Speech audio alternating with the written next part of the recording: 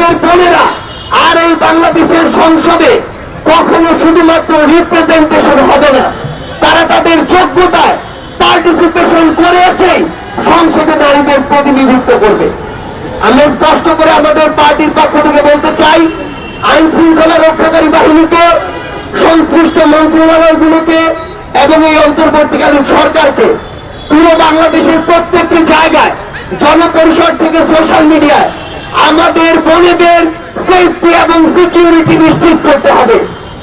কেউ যেন তার ব্যক্তিগত বিশ্বাস কোনদিন একটু সমাজের গুরুত্বপূর্ণ একটি অংশ কিংবা আমাদের নারীদের উপরে চাপিয়ে না দিতে পারে।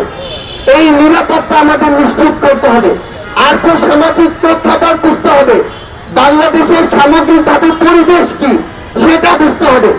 এগুলোর বাইরে গিয়ে কেউ যদি কোনো ধরনের মদ কালচারকে ব্যবহার করে বিন্দুমাত্র আমাদের বোনেদের দিকে দৃষ্টি দেওয়ার চেষ্টা করে কিংবা তাদের সিকিউরিটি বিঘ্নিত করার চেষ্টা করে, তাহলে আমাদের এই আইন শৃঙ্খলা রক্ষাকারী বাহিনী এবং সংশ্লিষ্ট মন্ত্রণালয়গুলো ব্যর্থ বলে প্রমাণিত হবে।